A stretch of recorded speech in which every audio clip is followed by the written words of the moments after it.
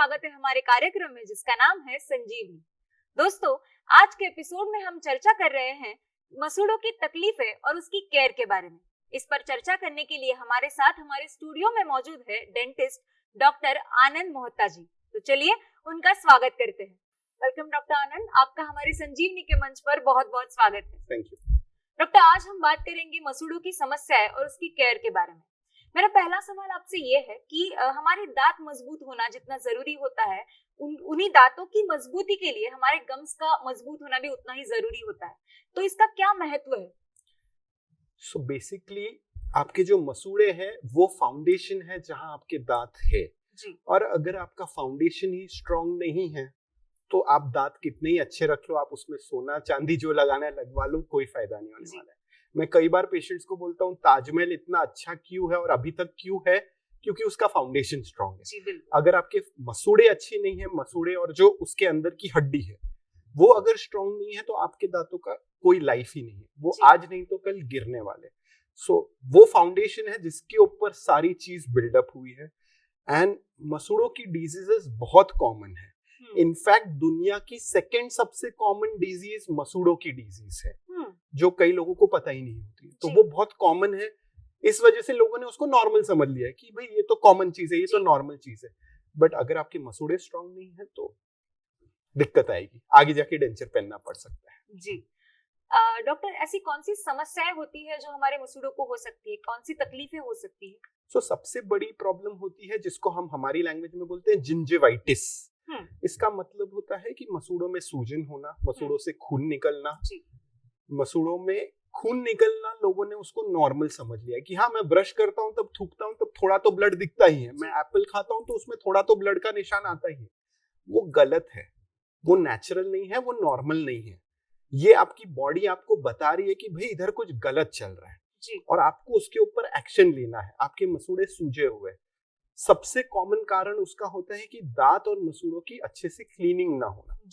अगर आप regularly brush कर नहीं रहे हैं या उस एरिया में आपका ब्रश सही तरीके से पहुंच नहीं रहा है, जिसके कई कारण हो सकते हैं। आप ब्रशिंग उतने टाइम देके नहीं कर रहे हैं, आप उतना कंसंट्रेशन देके नहीं कर रहे हैं, आपके दांत अगर टेढ़े मेढ़े हो, आगे पीछे हो, जो आजकल बहुत कॉमन है बच्चों में, तो आपका ब्रश वहां पहुंचेगा ही नहीं, तो वहां गंदगी बैठनी है, दैट इज नेचुरल।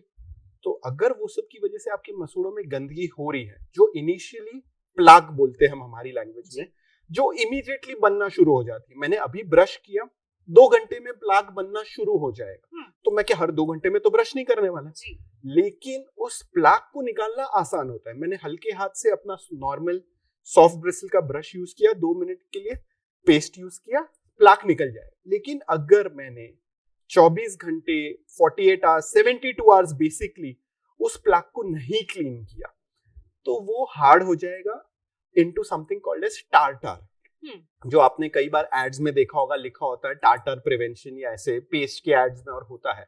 तो वो टार्टर अगर बन गया तो वो आप कितना ही ब्रश कर लो वो आपसे नहीं निकलेगा, फिर आपको डेंटिस्ट को ही जाके दिखाना पड़ेगा। और जब तक वो टार्टर है तब तक वो मसूड़े सूजे रहेंगे, वो ब्लीड करते रहेंगे। और अगर आप रेगुलरली वो टार्टर क्लीन नहीं करवाते हैं तो धीरे धीरे वो गम की डिजीज बढ़ जाएगी इनटू समथिंग जो हम बोलते हैं पेरियोडोंटाइटिस। मतलब दांत की गम्स के नीचे के लेवल तक अब डिजीज पहुंच गई है।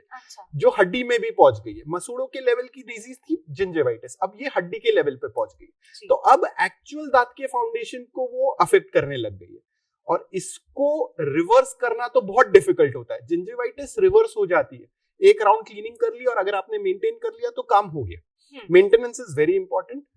पेरियोडोंटाइटिस होने के बाद में उसको हम रोक सकते हैं, उसको रिवर्स करके वापस ओरिजिनल पोजीशन पे लेके जाना बहुत डिफिकल्ट होता है, उसके लिए काफी सर्जरीज लगती है। तो वो काम तक आपको जाना ही नहीं है, आपको जिंजिवाइटिस की स्टेज में ही क्लियर करना है। एंड यही सबसे कॉमन डिजीज है जो 90% of the people have it, मतलब लिटरली हर किसी को है वाली बात हो गई। तो अगर आप ब्रश अच्छे से करें, क्लीन रखिए तो कोई तकलीफ नहीं होगी। जी डॉक्टर, अभी आपने कहा कि हमें क्लीनिंग करना बहुत ही जरूरी होता है, तो जैसे हम दांतों की सफाई करते हैं उस तरह से मसूड़ों की सफाई किस प्रकार की जाती है? सो बेसिकली जो हम टूथब्रश यूज करते हैं वो इम्पोर्टेंट है। ब्रश आप जो यूज कर रहे हैं वो सबसे इंपॉर्टेंट चीज है। एक ये कॉमन क्वेश्चन होता है हमको भी क्लिनिक में, सर कौन सा पेस्ट यूज करना चाहिए, हमको कोई पेस्ट लिख के दे दीजिए। ये एक मिथ है कि पेस्ट से बहुत अच्छे दांत साफ होंगे। हाँ, पेस्ट का एक लिमिटेड वैल्यू है बट बहुत limited.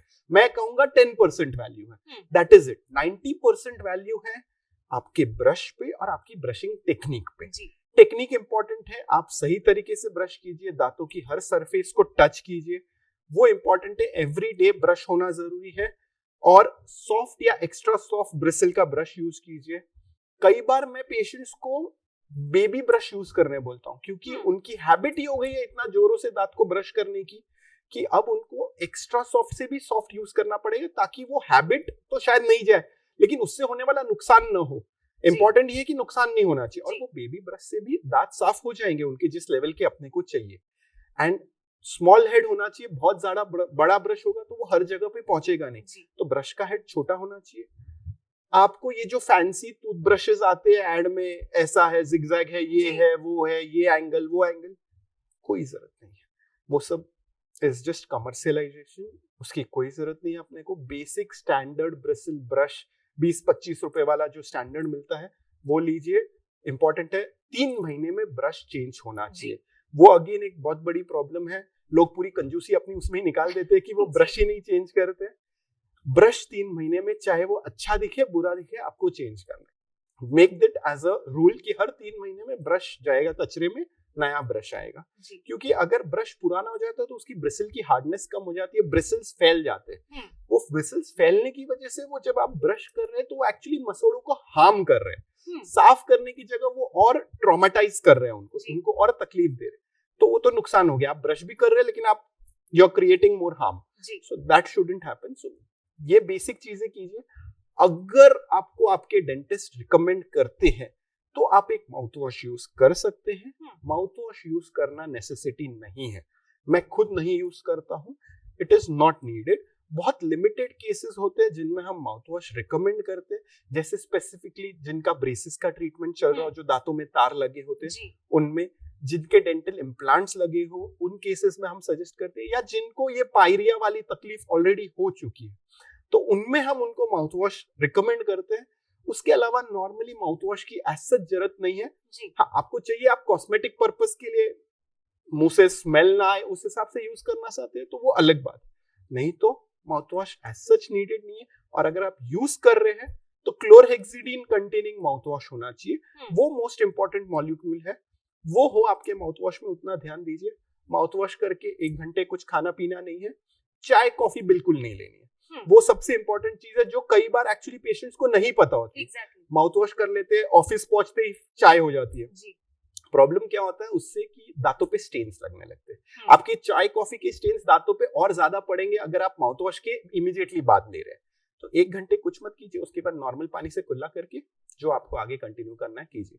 But important is your basic hygiene habit should be there. जी डॉक्टर, कई बार ब्रश के इस्तेमाल में लोग इलेक्ट्रिक ब्रश यूज करते हैं, तो क्या उसके इस्तेमाल से हमारे मसूड़ों को कुछ तकलीफ हो सकती है? मैं पर्सनली खुद इलेक्ट्रिक ब्रश यूज करता हूँ। इलेक्ट्रिक ब्रश और मैनुअल ब्रश जो अपना हाथ का ब्रश है, दोनों में एज सच रिसर्च कहे तो दोनों का क्लीनिंग सेम है। इंपॉर्टेंट ये है कि आपने मैनुअल ब्रश भी सही तरीके से यूज करना है, आपने सही टाइम तक यूज करना है। लोग 2 मिनट बहुत जल्दी खत्म कर देते हैं, प्रॉब्लम वहां आती है। तो अगर आप 2 मिनट तक प्रॉपर मैनुअल ब्रश भी यूज कर रहे हैं तो इट डज द जॉब। क्योंकि इलेक्ट्रिक ब्रश एक महंगा आता है, वो कम से कम 700-800 रुपए का आएगा, और मैनुअल ब्रश 25-30 रुपए में भी मिल जाएगा, और वो भी आपको 3 महीने में चेंज करना है, तो it becomes a costly thing. दूसरा, इलेक्ट्रिक ब्रश के एक्चुअली 2 फायदे हैं। एक, उसमें टाइमर होता है, most of the electric brushes में एक टाइमर होता है 2 मिनट का, तो आपको एग्जैक्टली पता है कब 2 मिनट हो गए। और उसमें कई बार प्रेशर की भी सेंसर्स होते हैं, तो अगर आप बहुत ज्यादा प्रेशर लगा रहे हो दांतों पे सबकॉन्शियसली, तो वो आपको बताएगा कि भाई आप बहुत प्रेशर लगा रहे हो, थोड़ा प्रेशर कम करो। That is an advantage. तो इट विल, वो एक अपने आप को एक मॉनिटरिंग कर रहा है, तो वो एक एडवांटेज है। अदरवाइज इलेक्ट्रिक ब्रश से एज सच नुकसान कोई नहीं है। जो नॉर्मल ब्रश से नुकसान है वो इलेक्ट्रिक ब्रश से नुकसान है। अगर आप मीडियम या हार्ड ब्रिसल्स ब्रश यूज करोगे तो जो इलेक्ट्रिक ब्रश नुकसान करेगा वो नॉर्मल ब्रश भी नुकसान करेगा। तो electric brush, if you can afford it, if you want it, you can use it. कुछ पेशेंट्स में, जैसे अगर कोई के हाथ की मूवमेंट्स इतनी पॉसिबल नहीं है, जैसे ओल्ड एज में आके लेडीज को आर्थराइटिस होने के बाद उनकी हैंड मूवमेंट्स इतनी अच्छी नहीं रहती है, उनमें मैं सजेस्ट करूंगा electric brushes is better. But otherwise अगर आप मैनुअल ब्रश भी अच्छे से यूज कर रहे हैं तो नुकसान दोनों में नहीं है, अगर सही तरीके से यूज किया। जी डॉक्टर, कई बार जैसे आपने बताया कि हमारे मसूड़ों में दर्द होने लगता है, सूजन होने लगती है, तो उसे ठीक करने के लिए क्या ट्रीटमेंट सजेस्ट किया जाता है? मसूड़ों के लिए सबसे पहला और सबसे बेसिक ट्रीटमेंट होना है क्लीनिंग करवाना, जिसको हमारी लैंग्वेज में कहा जाता है स्केलिंग। वो सबसे बेसिक ट्रीटमेंट है। उसमें क्या किया जाता है कि जो मसूड़ों में प्लाक है और टाटर है उसको हम मशीन से क्लीन करते हैं, क्योंकि जब तक हम वो गंदगी नहीं निकालेंगे तब तक आपके मसूड़ों की सूजन और गंदगी साफ नहीं होगी तो वो ठीक नहीं होंगे। ये सबसे इंपॉर्टेंट और बेसिक फर्स्ट स्टेप प्रोसेस है। इसके बाद में जितना सीवियर आपका कंडीशन है और जिस हिसाब से आपकी बॉडी रिस्पॉन्ड करती है उस हिसाब से ग्राफ्टिंग और ऐसे बहुत सारी सर्जिकल प्रोसीजर्स है। बट मैक्सिमम पेशेंट्स अगर स्केलिंग टाइम टू टाइम करवाते रहे तो भी उनका काम हो जाएगा। अब इसके ऊपर, since you are on this question, I just answer. इसके ऊपर बहुत मिथ्स भी है कि बार बार स्केलिंग करवाने से दांत कमजोर हो जाते हैं या दांत हिलने लगते हैं या दांत टूट जाते हैं, तो ये गलत है। हम जो मशीन यूज करते हैं स्केलिंग के लिए उससे मैं चाहूं तो भी वो दांत को नहीं घसेगी, सो वो फेल सेफ है, ऑलरेडी वो सेफ है भाई। मैं चाहूं भी तो भी वो दांत को नहीं घसेगी, वो सिर्फ टाटर को निकालेगी। तो सिर्फ टाटर को निकाला जाएगा। अब प्रॉब्लम क्या है, लोगों को क्यों ऐसा लगता है कि मेरा दांत निकल गया? क्योंकि क्या हो गया होता है, वो टाटर इतने टाइम से लगा हुआ है कि लोगों के लिए तो वो नेचुरल दांत जैसा लगने लगा। उनकी बॉडी, उनकी टंग जब उधर टच करती है तो उनको मालूम ही नहीं पड़ता है कि भाई ये दांत है कि कुछ और है। दांतों के बीच के जो गैप्स थे वो इनफैक्ट अभी टाटर ने भर दिए हैं। तो जब हम वो निकालते हैं तो अपने को अचानक से लगता है अरे ये तो गैप हो गया। मेरे को भी जब मैं कभी स्केलिंग करवाता हूँ, अगर कहीं थोड़ा बहुत टाटर हो गया तो मेरे को 1-2 दिन मेरी टंग वहां जाएगी। क्यों? क्योंकि अचानक से वो गैप फील होने लगता है। And tongue is the most sensitive organ in your body, it will catch the minutest of change. तो वो टंग तो वहां जाती है, जैसे कुछ फंस जाता है तो अपनी जीभ कंटिन्यूस वहां जाती रहती है, राइट? तो वो टंग तो वहां जाएगी। बट जैसा मैंने कहा कि हम चाहे तो भी उस मशीन से हम दांत को नहीं ग्राइंड कर सकते, वो सिर्फ टाटर को निकालता है। तो आपके दांतों में गैप्स स्केलिंग से नहीं क्रिएट होते, जो गंदगी है वो निकाली जाती है जिसकी वजह से गैप बने थे पहले इस सिचुएशन में, और वो गंदगी वापस बैठनी नहीं चाहिए। मैं हर पेशेंट जिसकी स्केलिंग करता हूं उनको एक ही इंस्ट्रक्शन देता हूं, आपको वापस मेरे पास इस रीजन से आना ना पड़े। क्यों? क्योंकि ये आप प्रिवेंट कर सकते हैं। कई बार मैं कहूंगा कैविटीज होने के कारण होते जो शायद आपके हाथ में नहीं है, बट दांत ब्रश करना तो आपके हाथ में है। दिन में 2 मिनट तो निकाल ही सकते हो, उसमें कोई बहुत बड़ी चीज नहीं है। तो अगर आप दांत अच्छे से ब्रश करें तो आपको क्लीनिंग की भी जरूरत नहीं पड़नी चाहिए इन एन आइडियल केस। हाँ, बट 6 महीने में या साल भर में आपको चेकअप जरूरी है कि भाई आपको क्लीनिंग की जरूरत है कि नहीं, वो आपको मालूम पड़े। That is most important. जैसे हम हमारी हेल्थ का चेकअप करते हैं उस तरह से दांतों का भी चेकअप बोलते हैं आजकल की 40 इयर्स के बाद आपको एक रूटीन ब्लड बॉडी चेकअप हर साल करना चाहिए। तो वैसे एक रूटीन डेंटल चेकअप भी करना चाहिए। अगर आपको ज्यादा लंबा जीना है तो खाना भी तो है ना, और खाना एंजॉय करने के लिए तो हम जी रहे हैं। खाने का एंजॉयमेंट ही यहाँ से शुरू होगा। तो अगर आपके दांत ही नहीं है तो आप क्या खाओगे? पेस्ट्रीज खाने के लिए दांत तो चाहिए ना। बिल्कुल। तो अगर अपने को लंबा जीना है, जैसे अपन बॉडी का चेकअप हर साल करवाते हैं 40 इयर्स की एज के बाद, तो अगर इतना लंबा जीने वाले हैं तो भाई खाना भी तो एंजॉय करना है आपको। तो उसके लिए डेंटल हेल्थ भी इंपॉर्टेंट है, और एक एज के बाद आपको रेगुलरली विजिट करना जरूरी है।